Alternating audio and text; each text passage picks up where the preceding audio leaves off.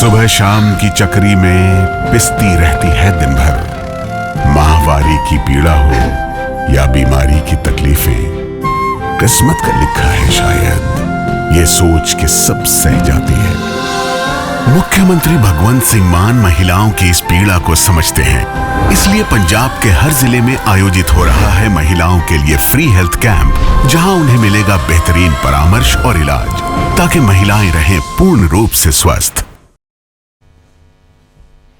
नमस्कार, news point लेकर हाजिर हूं मैं राजीव। दोस्तों, कर्नाटक के बेलगावी में आज से कांग्रेस का 2 दिन का अधिवेशन शुरू हो चुका है। आज पहले ही दिन कांग्रेस अध्यक्ष मल्लिकार्जुन खड़गे ने एक बड़ा ऐलान किया है।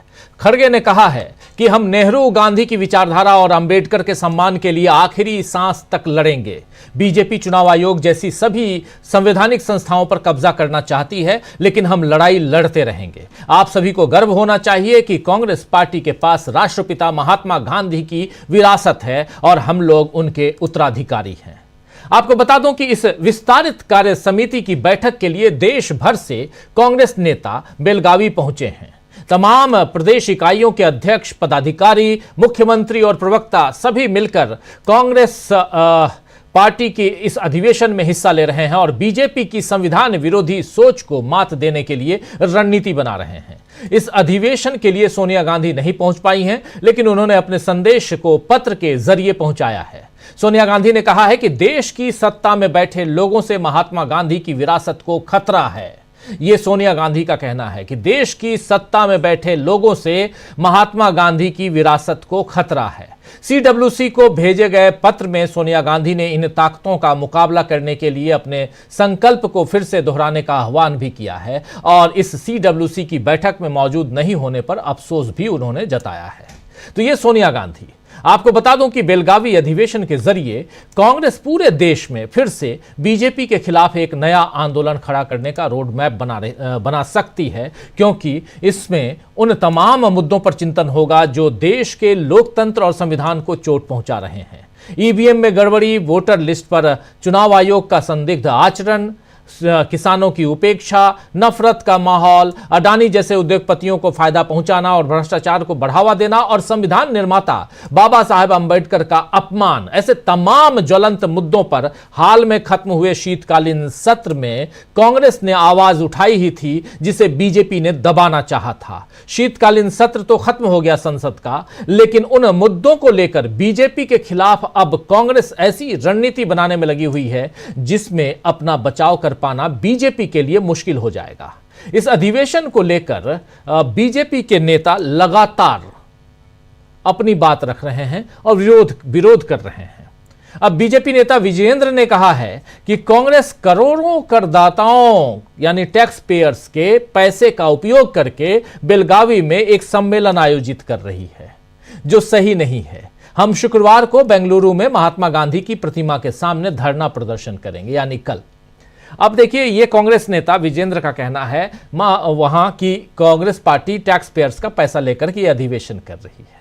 खैर, ये बीजेपी जाने, लेकिन उन्होंने कहा है कि ये आंदोलन नकली कांग्रेस का आयोजित आंदोलन है और सम्मेलन के खिलाफ है। और ये जो सम्मेलन के खिलाफ ये आंदोलन किया जा रहा है, यानी कि साफ साफ ये किया करेंगे, हम जाकर धरना प्रदर्शन करेंगे गांधी जी की प्रतिमा के सामने।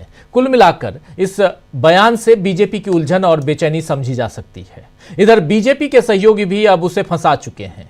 बिहार में नीतीश कुमार की नाराजगी नजर आ ही रही है। आपने देखा कि कल वो नड्डा के घर पर बैठक के लिए नहीं पहुंचे। और इधर हिंदुस्तानी आवाम मोर्चा यानी हम के नेता जीतन राम मांझी भी अब दिल्ली में स्वतंत्र रूप से चुनाव लड़ने की घोषणा कर चुके हैं।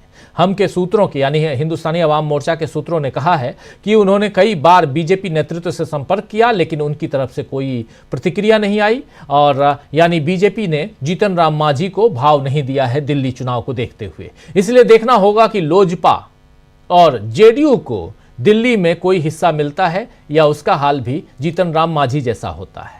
वहीं मोहन भागवत का एक बयान आया था बीच में, आप लोगों को पता होगा, जिसमें उन्होंने साफ साफ कहा था कि कुछ लोग जो अलग अलग जो धर्म स्थलों पर अपना दावा ठोक कर और हिंदू धर्म के हिंदुओं के बड़े नेता बनने की कोशिश कर रहे हैं, उनको इससे बचना चाहिए, ये मोहन भागवत का कहना था। मोहन भागवत के बयान के बाद आरएसएस का मुखपत्र ऑर्गेनाइजर ने जो संपादकीय छापा है कि भारत के मुस्लिम समुदाय के लिए यह जरूरी है कि वो आक्रांताओं द्वारा हिंदुओं के साथ किए गए ऐतिहासिक अन्याय को स्वीकार करे, सोमनाथ से संभल तक और इसके आगे तक सच को जानने की यह लड़ाई धार्मिक श्रेष्ठता के बारे में नहीं है, यह हमारी राष्ट्रीय पहचान को साबित करने और सभ्यतागत न्याय के बारे में है। तो इस संपादकीय से समझा जा सकता है कि आरएसएस असल में क्या करने जा रहा है। राहुल गांधी सामाजिक न्याय की बात करते हैं और आरएसएस अब सभ्यतागत न्याय पर विमर्श कर रहा है। बीजेपी की पोल यहां भी खुल गई है, क्योंकि संघ के साथ बीजेपी के भी खाने और दिखाने के दांत अलग अलग नजर आ रहे हैं, क्योंकि आरएसएस प्रमुख एक बात कहते हैं और आरएसएस का जो मुखपत्र है वो कुछ और बात करता है। तो क्या माना जाए, ये बहुत महत्वपूर्ण है।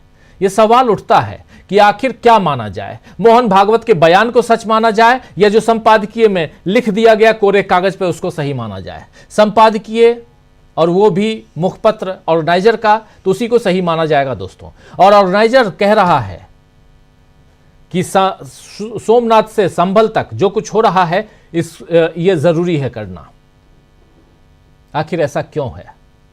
ये दोहरा चरित्र क्यों है आरएसएस और मोहन भागवत का? ये सवाल भी बड़ा सवाल है। लेकिन इन सब के बीच सीडब्ल्यूसी की बैठक से क्या कुछ निकल के आ रहा है, ये आप तस्वीरें देख रहे हैं। जरा फुल स्क्रीन तस्वीरों को लेके आइए। इन तस्वीरों से आप समझ सकते हैं कि उधर बेलगावी में जो हो रहा है, आपको बता दूं, हालांकि पहले भी इस पे हम लोग चर्चा कर चुके हैं।